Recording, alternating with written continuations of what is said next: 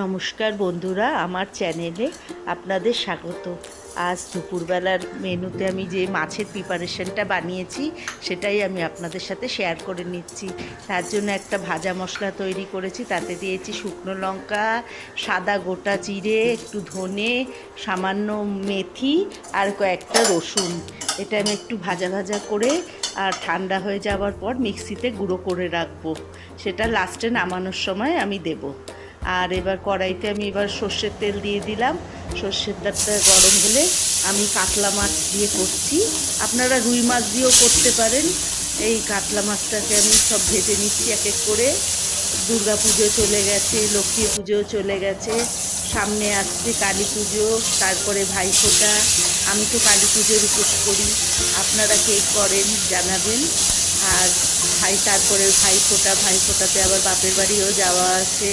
সবাই নিশ্চয়ই যাবেন বাপের বাড়িতে, কেউ যায়, কেউ কারোর ভাইরা আসে, তাই তো।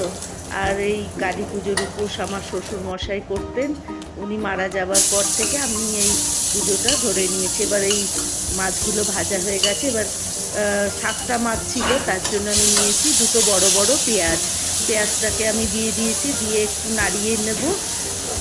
মানে অল্প আছে রাগ রেখেছি, কিন্তু নেড়ে কষিয়ে নেওয়ার পর 1 চামচ ভরা ভরা আদা আর রসুন বাটা দিয়েছি।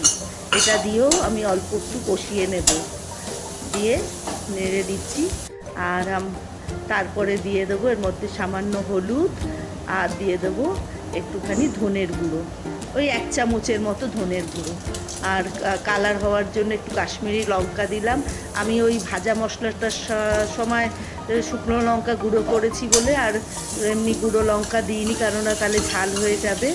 আর এই জন্য আমি একটু কাশ্মীরি লঙ্কা দিলাম। আর দিলাম একটুখানি ওই আপনার একটা গোটা বড় টমেটো বাটা দিয়ে আমি এটাকে অল্প আছে কষিয়ে নিচ্ছি। আর সামান্য জলও দিয়ে দিলাম যাতে তলাটা না লেগে যায়।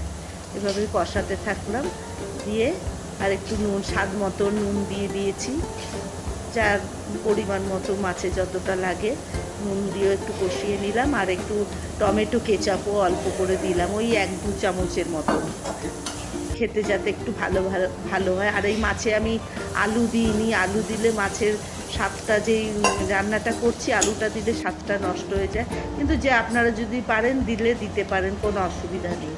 আমি তারপরে মাছগুলো দিয়ে এই 5 মিনিটের মতন ফুটিয়ে নিলাম। বেশি ফোটাবো না, মাছ বেশি ফোটালে না ভালো লাগে না।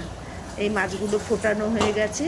এবার আমি কয়েকটা চেরা কাঁচা লঙ্কা দিয়ে দিলাম, যে যেরকম মানে একটু যখন যদি ঝাল খান একটু ডলে নেবেন। আর ওই যে ভাজা মশলাটা গুঁড়ো করে রেখেছিলাম ওটাও এর উপরে দিয়ে একটু স্বাদ মতন ধনেপাতা দিয়ে দিলাম, যাতে খেতে ভালো হয়। এইবারে এই মাছটা এইরকমভাবে আমি তৈরি করে নিয়েছি। এটার আমি কোনো নাম দিইনি, আপনারা যদি পারেন দেখুন কি নাম দেন। আমি তো কিছু মাছটার নাম দিইনি। এইভাবে আমার মাছটা তৈরি হয়ে গেল। আমার দুপুরের এই যে থালাটাও আমি তৈরি করে নিয়েছি, একটু উচ্ছে ভাজা আর এই যে মাছ।